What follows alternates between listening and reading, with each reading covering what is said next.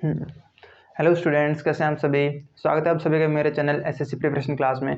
दोस्तों, आज हम पढ़ेंगे आधुनिक भारत का फर्स्ट चैप्टर यूरोपीय कंपनियों का आगमन। ठीक है, तो इस चैप्टर में मैंने आज सिर्फ 4 कंपनियां और उन्होंने अपनी फैक्ट्री कहाँ पे सेटअप की और क्या क्या प्रॉब्लम्स आई, ठीक है, और इन्होंने बिजनेस स्टार्ट कैसे किया था, उस चीज़ के बारे में आज हम पढ़ेंगे। आज की क्लास थोड़ी सी छोटी होने वाली है, ठीक है, तो इसका जो नेक्स्ट पार्ट है वो मैं नेक्स्ट वीडियो में कवर करवाऊंगा और नेक्स्ट वीडियो में ये वाला चैप्टर पूरा ख़त्म हो जाएगा।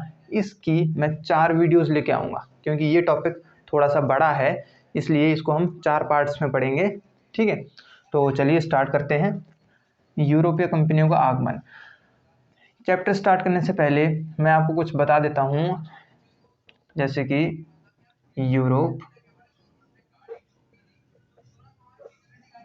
और भारत। ठीक है, यूरोपीय कंपनियां भारत क्यों आई थी, इसको हम इस चीज़ से समझ सकते हैं। तो यूरोप में उस समय आधुनिक यूरोप चल रहा था।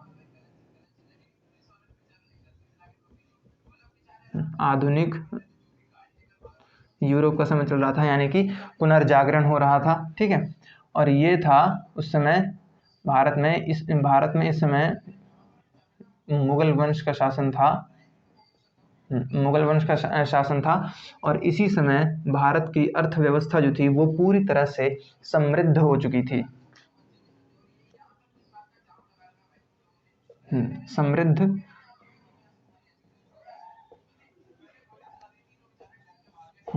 समृद्ध अर्थव्यवस्था थी। तो यहाँ पर यूरोप से स्थलीय मार्ग से इधर आते थे व्यापार करने के लिए। ठीक है, व्यापार करने के लिए आते थे और भारत से भी इधर व्यापार होता था। ठीक है, तो होता क्या है कि किन्हीं कारणों की वजह से ये जो व्यापार करने का जो मार्ग था वो रुक जाता है, अवरुद्ध हो जाता है। और ऐसा क्यों होता है? ऐसा इसलिए होता है कि यूरोप में एक जगह है कस्तुनतुनिया, इसका तो नाम ही अजीब है, कस्तुनतुनिया। ठीक है, कस्तुनतुनिया, इसमें एक जगह है तुर्की। तो इस पर होता क्या है, अरबों का आक्रमण हो जाता है इस जगह पर। ठीक है, अरबों का आक्रमण हो जाता है तुर्की पर। यूरोप के कस्तुनतुनिया में तुर्की नाम की जगह है, उस पर अरबों का आक्रमण हो जाता है और इस पर यानी तुर्की पर अरबों का आधिपत्य हो जाता है। इस वजह से ये व्यापार करने का जो मार्ग है ये अवरुद्ध हो जाता है, ये रुक जाता है बीच में। ठीक है, तो इसीलिए यूरोप भौगोलिक खोज करता है और भौगोलिक खोज करते हुए वो समुद्री मार्गों से, यानी कि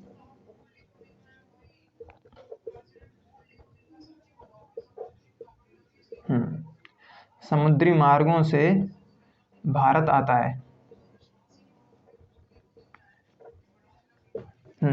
समुद्री मार्गों से भारत आता है ऐसे करके। ठीक है, तो ये भौगोलिक खोज हुई, समुद्री मार्ग से भारत आता है। ठीक है, तो ये था। तो इस प्रकार से यूरोपीय कंपनियों का भारत में आना स्टार्ट होता है और सबसे पहले आते हैं पुर्तगाली। ये आते हैं 1498 में। ठीक है, पुर्तगाली में सबसे पहले कोलंबस आए थे, है ना, कोलंबस। लेकिन हुआ क्या था कि उन्हें खोज करनी थी इंडिया की, ये भारत है इधर। ठीक है, और उन्होंने ये कोलंबस थे, कोलंबस भारत की खोज करने निकलते हैं और इधर था उत्तरी अमेरिका, तो वो इधर आते हैं और उत्तरी अमेरिका की खोज कर देते हैं, उत्तरी अमेरिका की खोज कर लेते हैं वो। ठीक है, और उन्हें लगता है कि उन्होंने भारत की खोज की थी, लेकिन ऐसा नहीं हुआ था। ठीक है, तो पुर्तगाली आते हैं। सबसे पहले पुर्तगाली का नाम था कोलंबस, प्रश्न पूछा जा सकता है। ठीक है, तो इसके बाद आए थे वास्को डिगामा। ठीक है, वास्को डिगामा ये है ना, ये यूरोप तो वास्को डिगामा इस तरह से इसे पार करते हुए, ऐसे अफ्रीका को पार करते हुए भारत आए थे। ठीक है, 1498 में 1498 में आए थे और ये कालीकट पर आकर उतरे थे। ठीक है, कालीकट पे उतरे थे। इसके बाद आती है फिर डच कंपनी आती है जो 1595 में आई थी 1595 में। इसके बाद आते हैं फिर अंग्रेज़ यानी कि ब्रिटिशर्स जो कि सन 1600 में आए थे। फिर इसके बाद आते हैं फ्रेंच यानी फ्रांसीसी जो 1664 में आए थे। ठीक है, ये कंपनियों के आवागमन का समय है, इसमें कोई ज़्यादा बड़ी बात नहीं है। ठीक है, तो अब बात करते हैं कंपनियों के स्थापना का क्रम। ठीक है, तो आपको एक बात याद रखनी है, ये डच और अंग्रेज भारत में भले ही डच लोग पहले आए थे, लेकिन कंपनी की स्थापना अंग्रेज़ों ने पहले करी थी सूरत में 1608 में।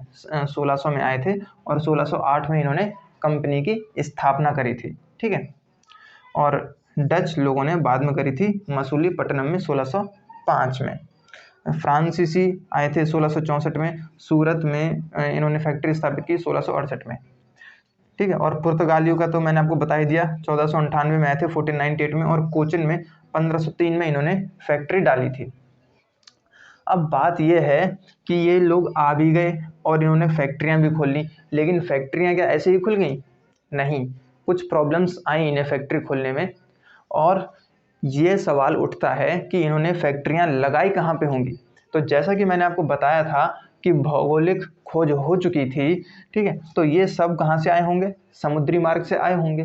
ठीक है, तो मैं आपको एक मैप पे लेके चलता हूँ भारत के।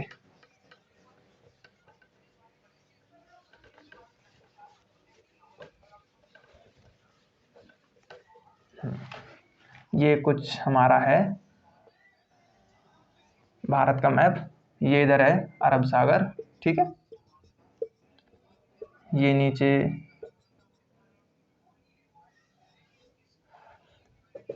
ये हिंद महासागर और ये बंगाल की खाड़ी है। ठीक है, अब सिंपल सी बात है, मैंने आपको कहा था कि भारत में भौगोलिक खोज हो चुकी थी, तो वो सब समुद्री मार्ग से आए थे। तो साफ जाहिर है कि जब समुद्री मार्ग से आए थे तो उन्हें ऐसी जगह चाहिए होगी जहाँ से वो बहुत ही आसानी से अपना व्यापार कर सकें और अपनी फैक्ट्री खोल सकें, कोठी खोल सकें। ठीक है, तो यहाँ पे ऐसे।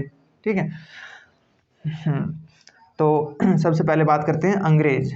मैंने कहा था ना कि भले ही डच कंपनी पहले आई थी, लेकिन अंग्रेज़ों ने अपनी कंपनी पहली खोल दी थी सूरत में, यानी कि गुजरात में, यानी कि इस तरफ यहाँ पर सूरत। ठीक है, 1608 में, ये 1608 का समय है। ठीक है, लेकिन इस फैक्ट्री का काम रोक दिया गया था।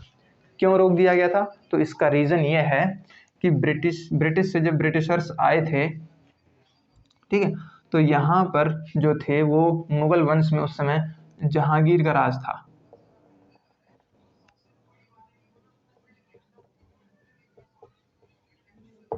जहांगीर का राज था, तो ये सब जहांगीर से मिलने के लिए जाते हैं और फैक्ट्री खोलने के लिए अनुमोदन करते हैं।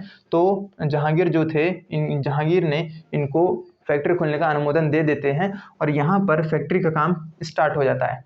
लेकिन जैसे यहाँ पर फैक्ट्री बननी स्टार्ट होती है तो इससे कुछ ऐसे मैटर निकल के आते हैं, कुछ ऐसी बातें निकल के आती हैं जिससे जहांगीर जो हैं वो नाराज़ हो जाते हैं और इस फैक्ट्री का काम वो रुकवा देते हैं।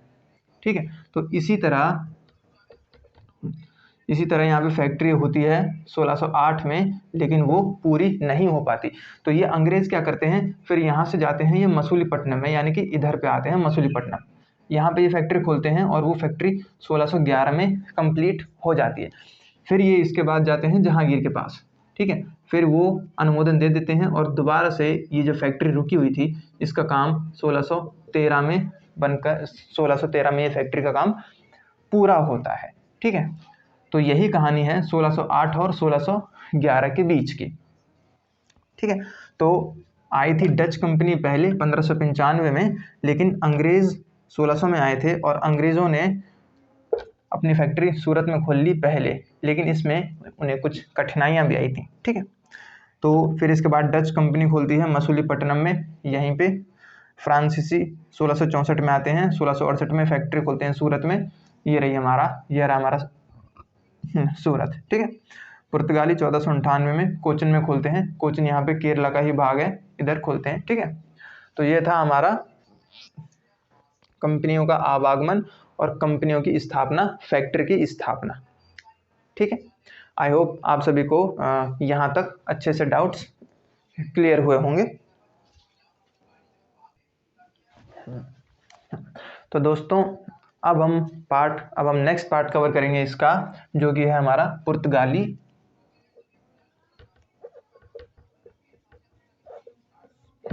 इसमें कवर करेंगे हम बिजनेस, इन्होंने बिजनेस कैसे किया था, ठीक है। तो ये देखिए, ये अफ्रीका है और ये है हमारा भारत। तो ये अफ्रीका को पार करके ऐसे करके भारत आए थे और ये कालीकट पे कालीकट पे उतरे थे।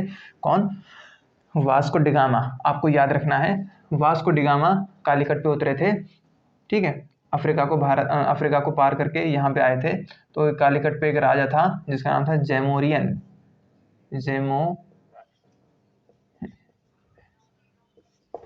जेमोरियन। तो जेमोरियन राजा ने इनका बहुत ही भव्य स्वागत किया था, बहुत ही अच्छी तरह से स्वागत किया था। और यहाँ से इन्होंने क्या किया, जो कालीकट से वास्को डिगामा ने मसाले लिए और कपड़े लिए, मसाले, कपड़े और कई वस्तुएं ली, और उन्हें लेकर ये यहाँ से वापस चले गए पुर्तगाल। और वहाँ पर जाके इन्होंने उन सब सामान को बेचा। तो आने जाने का खर्चा और सब चीज़ का खर्चा निकाल के अगर हिसाब लगाया जाए तब भी इनको 60 गुना मुनाफा हुआ। यानी सब चीज़ निकाल के, खर्चा निकाल के इन्हें 60 गुना फायदा हुआ, ठीक है। तो इससे ये बहुत खुश हुए। तो इसके बाद एक और आते हैं,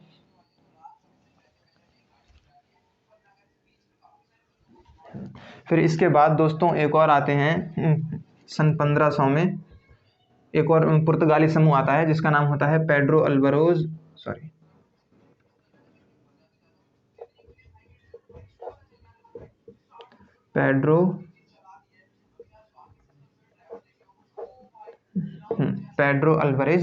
और फिर 1502 में आते हैं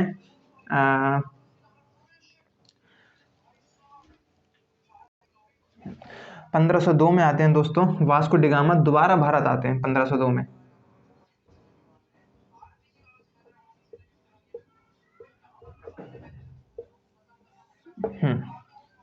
जब ये यहाँ से जाते हैं पुर्तगाल वापस, तो इन्हें 60 गुना फायदा होता है।